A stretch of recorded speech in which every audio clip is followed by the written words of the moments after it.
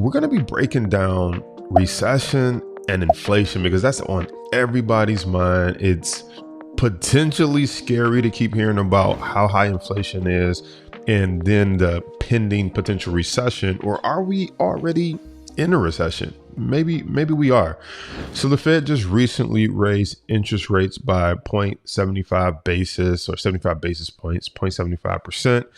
And everyone's in the uproar. And so I wanted to just break down what is the definition of a recession? How does a recession and inflation running at the same time kind of play into the economy? And what does this really mean for you, right? Does it mean you're going to be sleeping out on the streets with like a blanket now?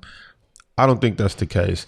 So let's talk about it. So what is the definition of a recession? Well, I pulled a couple of definitions, but the third one is the one that I think most people can relate to. The first one is a recession is a period of temporary economic decline during which trade and industrial activity are reduced, generally by a fall in GDP in 2 successive quarters. Okay. Now, the second definition of a recession is a recession can be defined as a sustained period of weak or negative growth in real GDP output. So what's real GDP? That's gross domestic product. That means the amount of products that we make in our country and then sell to ourselves or sell to others or export on trade. That is so a recession can be defined as a sustained period of weak or negative growth in real GDP that is accompanied by a significant rise in unemployment rate. So now we're getting a little bit more data.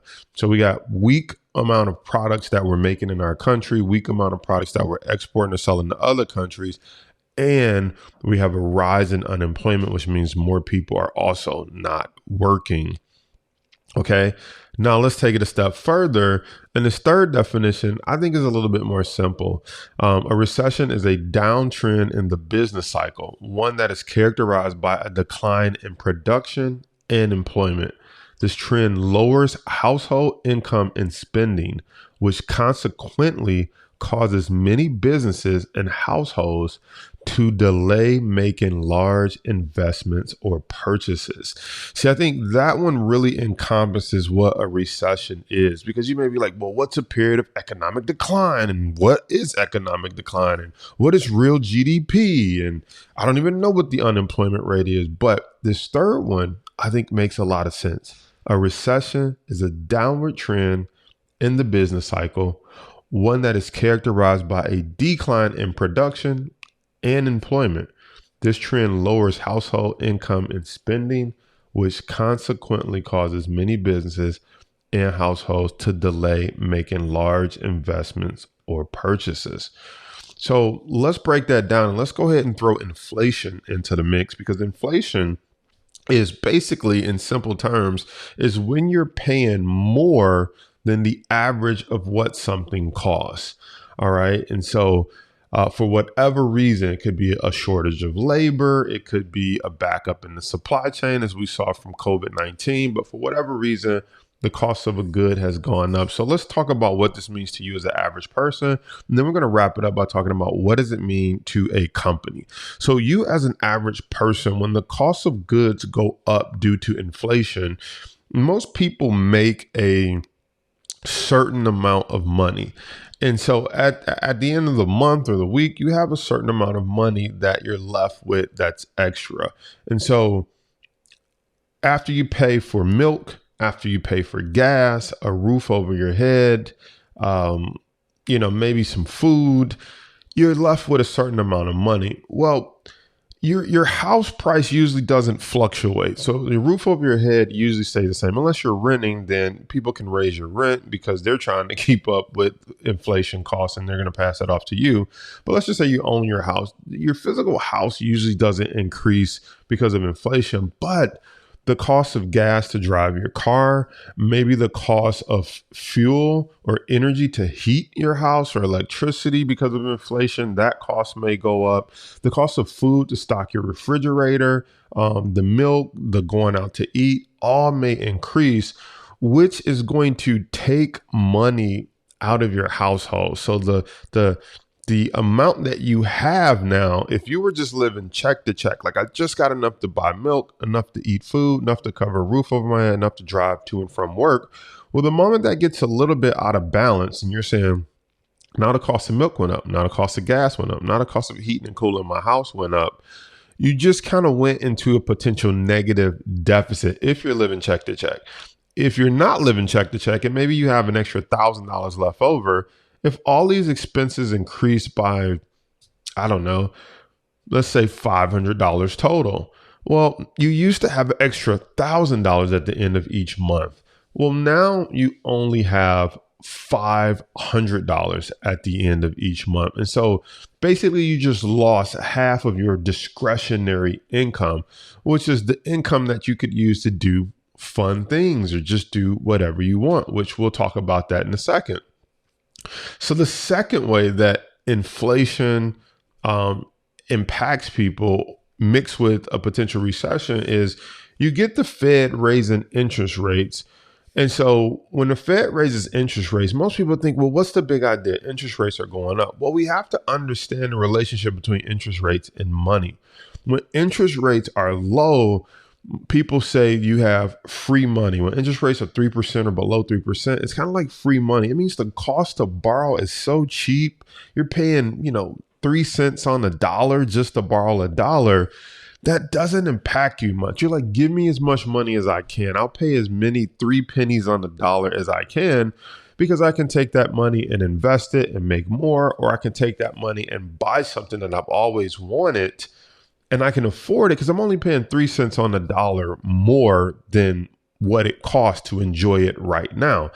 But as interest rates rise, and we've seen this in the house market, as interest rates start to rise, the monthly payment on that thing that you bought now increases. See, before, if you bought, I don't know, a $300,000 house, maybe your payment would be $1,200 a month. I'm just making these numbers up, by the way. Let's just say your payment's $1,200 a month when interest rates are at 3% or lower. And you're like, I can get a $300,000 house. This is great.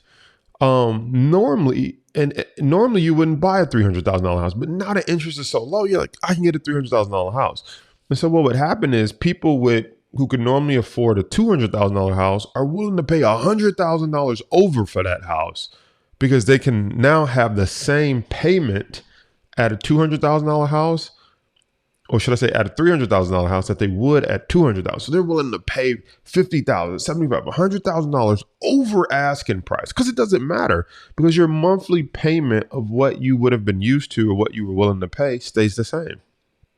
Okay. And so you're able to afford either more house for your money or you're willing to overpay for the same house because it's not going to change your monthly payments. All right. And so that throws the economy out of balance. But as the government raises interest rates, and now we're getting back to, I think we're at about 6% now, that's double. And so typically that double interest rate I don't know if it necessarily doubles your payment, but it might be close. And so now it might cost you $2,400 to own a $300,000 house, and maybe $2,400 for a mortgage payment was never in your budget.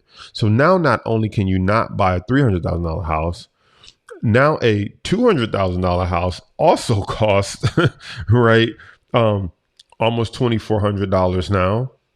And so now you can't even afford the house that you used to be able to afford at 3%. And so that starts to slow economic growth. That stops the foolishness of people overpaying for a house, and it stops the foolishness of people buying a house that normally they wouldn't be able to afford. So basically what I'm trying to share with you is raising interest rates, the cost to borrow is now higher. And most people have to finance big purchases. Most people don't have the money to buy a house cash. Most people don't have the money to buy their car cash. And so those are just two examples of two big purchases that you typically would finance. And so now borrowing that money and financing those dream purchases, a car, a house, just got more expensive, which means you may not be able to afford the house you want without coming up with a little bit more cash. or you just may not be able to afford the house you want for a longer period of time. You might not be able to afford the car you want. You may be able to afford a car, but just not the one you want. And then for some people, they may not be able to afford a car at all. They may have to resort back to public transportation. So that's the effect of rising interest rates. So let's just kind of, recap, because I want to show you how this builds on top of each other. So number one, the cost of goods go up, but that's kind of okay as long as you can borrow money cheaply to pay for those costs of goods going up. So that allowed people to buy things at higher prices. But now as interest rates are rising, the cost of the thing you're buying is more expensive and the money to borrow to buy it is more expensive. So basically things just got double expensive for those who have to borrow to pay for their normal cost of goods, milk, gas, etc. It just got double expensive because it's already more than what it used to be. And if you have to borrow money to pay for it, now you have to borrow at a higher interest rate to pay for something that you're paying higher prices on. So you can see how this has a negative effect on your purchasing power, which is why in the definition it said this consequently causes many businesses, which we'll talk about businesses in a second, and households to delay making large investments or purchases. What are large investments? A house, a new car, maybe the family vacation that you were going to put on that credit card. Now you're thinking, if it's going to take me 2-3 months to pay it off, higher interest rates, this vacation is really going to cost us way more than we thought. And by the way, we were going to drive to Disneyland or wherever you were going to go for vacation. And so now driving there is also going to cost us more money because gas is expensive. And by the way, the food that we need to eat on our way to Disneyland and when we get there is more expensive. And now you delay making an investment or a purchase, which is maybe you say we don't need to go to Disneyland this year. You delay making that decision. You delay that family trip. You delay buying that house. You delay buying that car. And those are just a few things that we're talking about. Let's talk about how this affects corporations, your job, how this affects companies. So the way that this affects companies is cost just doesn't go up for consumers. Cost goes up for businesses. It costs more. Inflation makes the cost for steel, the cost for heating and cooling that office building. The inflation increases the cost of food that they provide for their employees, the cost of incentives, contests that they can run, all kinds of things. And if a company was looking to make a strategic investment, like we're going to expand, we're going to buy another building and open up a new office. Well, again, that building, that real estate has now just gotten more expensive because the company can't finance it. Well, they can finance it, but now it costs them more money to finance that operation, to finance that building. And by the way, now it costs more money for heating and cooling that building. It costs more money for the employees to work in that building because inflation is higher on the labor and wage side. And so you have this huge issue. You have this huge issue where now companies are like, maybe we don't need to open up that new office building this year. In addition to that, what companies do is they don't just sit there and take inflation and higher prices. They then start to look at ways that they can cut costs and make their number. And this is where it can become a little problematic. So companies start to say, what levers can we pull to offset the increase in costs? They start to say, well, do we need to even expand this year? Do we even need to open that building? All right. So that can create less opportunities for raises, less opportunity for managerial positions. Maybe, they were going to hire a couple new managers over there. Everyone was going to get to move up a position. But now that they're not opening that building, they don't need a manager. They don't need a supervisor. They don't need a store manager, etc. So that could stunt economic opportunity, I guess you would call that, for everyday average people who thought, man, there's not enough managerial jobs out here, et cetera, because they're not opening any new locations or expanding. So everyone's kind of going to stay in their current position. Companies could also freeze giving out raises, right? We're not giving out raises this year because the cost of running a business, cost of doing business hit our bottom line. So how does that impact you? Well, you could not get a raise, right? So that could be problematic if you were expecting a raise. And then companies as a last resort. And, hopefully no one listening to this falls in this category, but the reality is some people will. Companies start to look at their labor and say, do I really need either this many employees, or do I really need this many high paid employees, or people who got paid, people who are like, I made 30 people, they paid me $30,000 or $40,000 or more to do the exact same thing during the pandemic, and they left their companies and went over to different companies. I'm not trying to scare those people, but I would be a little scared if you don't bring an additional $40,000 worth of value. And now the company is going to start to look at inflation. We're going to start to look at rising interest rates, and they're going to start to look at possibly one of the other levers that they can pull, which is, do we need to lay people off, right? So there's freezing hiring, and then there's going backwards, which is starting to let people go out into the marketplace. Now, the Fed raised interest rates saying, we know that some of this is going to happen, but there are so many jobs available that if some of those people get let go from their job, because inflation is high and the cost of goods are so high, people can't just sit around and not work anymore. They can't just say, I can borrow money. They can't just say, I'm getting unemployment anymore. They will now slide in and fill those potentially lower paying jobs, or maybe jobs that pay a little bit more what they're used to, but they just didn't want to work there. They just didn't feel like working for that company or doing that job. Everyone got used to being at home with their kids and having fun and buying RVs and traveling around the world and buying boats and hanging out. Well, the Fed's like, that party's about to come to an end. High inflation. We're going to raise interest rates. So the cost to borrow to pay for that boat, the cost of gas, which the Fed didn't raise gas prices, but the cost of gas to drive that RV around the world is now more expensive. Not to mention, we're not going to loan you money at a cheap rate to keep funding this freedom lifestyle. You got to get back to work, even if it's at a job that you don't want to be at. So that's the effect that this is going to have on regular everyday people. And so then what happens is fear starts to creep in. If you fear you're going to lose your job, fear you can't afford the gas, fear you can't continue to pay for this lifestyle, people start to pull back because they have less discretionary income, and they start to pull back. Companies start to pull back on spending. Consumers also start to pull back on spending because they don't know if they can be able to afford this lifestyle, which also means you stop buying unnecessary toys. You don't buy the Ferrari, the Lamborghini. You don't buy the boat. You don't buy the RV. You don't buy the Rolex watch. So now you start to not buy the unnecessary toys.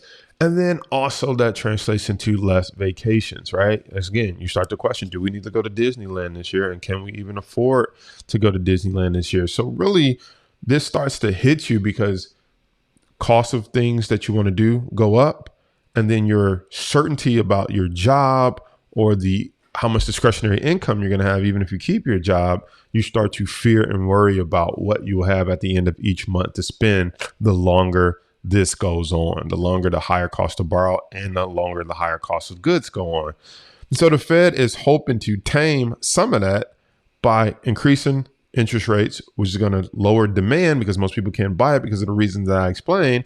And then once we can't buy as much, supply chain should catch up, and then they'll be left with lowering prices so that people can afford it. And that's how you get inflation under control and you get people back to work. At least that is the hope of the federal government. And so I want you thinking about in your personal situation, does it mean you're going to be out on the streets? No, it just might mean that you may not be able to do some of the discretionary things that you want, like buy another boat. Maybe people start selling their boats. Maybe people start selling that exotic car they bought. Maybe people start selling that second vacation home that they bought. You'll start to see some of those things happening, but it doesn't necessarily mean that you're going to be out on the streets. It does mean you might have to make some tough decisions between fun and between making sure that you can pay all your bills every single month. But if there's one thing the pandemic taught us is that fun doesn't have to be in material things. Fun can be spending time with your family, taking walks around the block, getting back to being healthy, picking up the phone and calling that loved one. So I think the message I want to send to you is that the world is not over because of high inflation and raising interest rates. It just means we have to reset our expectations and reset, what the new normal looks like. And if you're looking at the stock market and you see it's up, you see it's down, there's always opportunity to make money in the stock market from stocks falling. So there's always a way to make money in a recession. There's always a way to make money from the stock market falling as well. You just got to tap in and learn the strategies that'll help you do it. And you also just got to survive until we get on the other side of inflation and get on the other side of high interest rates, because it won't be like this forever. So I'll see you on the next episode.